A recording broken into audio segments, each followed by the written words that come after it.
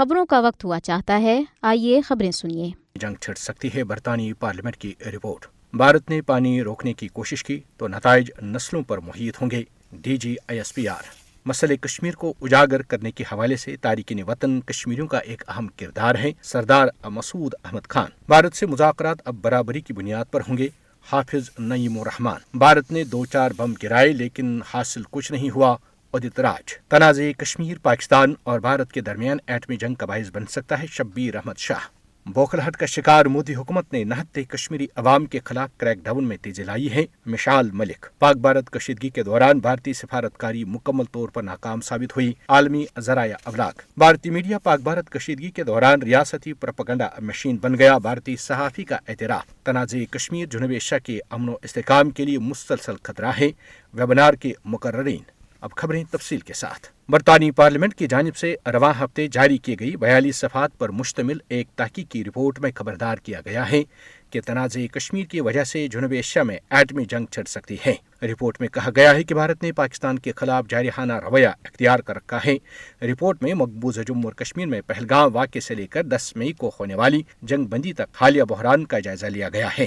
Report میں 6 اور 7 مئی کی درمیانی رات کو بھارت کی فضائی اور میزائل حملوں کو کشیدگی کے بنیادی محرک قرار دیا گیا ہے، جس دوران دونوں فریقین میں شدید فائرنگ کا تبادلہ ہوا۔ رپورٹ کے مطابق بھارت نے بغیر ثبوت پیش کیے پہلگام واقعے کے لیے پاکستان کو مورد الزام ٹھہرایا اور سرحد پار سے حملے کیے، جن میں پاکستان اور آزاد کشمیر میں شہری علاقوں اور پاکستان کی فوجی تنصیبات کو نشانہ بنایا گیا۔ پاکستان نے واقعے میں ملوث ہونے کی تردید کرتے ہوئے آزادانہ تحقیقات کا مطالبہ کیا۔ پاکستان نے جوابی کارروائی کرتے ہوئے مستقبل میں ہونے والی کسی بھی جہریت کا بھرپور جواب دینے کا عزم ظاہر کیا۔ کشیدگی اس وقت بڑھ گئی جب بھارت نے 2 طرفہ تجارت معطل کر دی، زمینی سرحدیں سیل کر دیں اور سنتاس معاہدے کو منسوخ کرنے کی دھمکی دی۔ پاکستان نے جوابی کارروائی کرتے ہوئے 1971 میں شملہ معاہدے کو منسوخ کرنے کا اشارہ دیا۔ پارلیمانی محققین نے یہ نتیجہ اخذ کیا کہ پاکستان نے بین الاقوامی قانون کی حدود میں تحمل کا مظاہرہ کیا، جبکہ بھارت نے علاقائی عدم استحکام کو بڑھاتے ہوئے طاقت، دھمکیوں اور الزامات کا سہارا لیا۔ رپورٹ میں مسئلہ کشمیر کے بارے میں اقوام متحدہ کی قراردادوں کو نظر انداز کرنے اور امریکہ، برطانیہ اور دیگر طاقتوں کی جانب سے ثالثی کی پیشکش کو مسترد کرنے پر بھارت کو تنقید کا نشانہ بنایا گیا ہے۔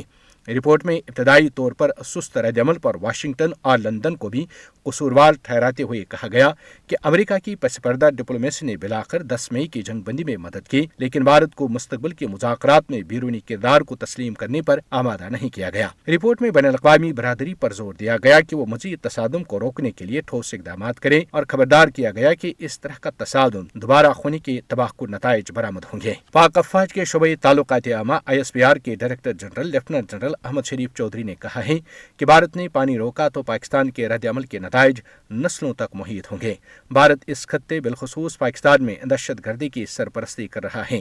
دوسری جانب پاکستان نے امریکی حق میں تاریخی فتح پر بھارتی جہریت اور جھوٹ کو بے نقاب کرنے کے لیے ناقابل تردید شواہد پر مشتمل ڈوزیر جاری کر دیا۔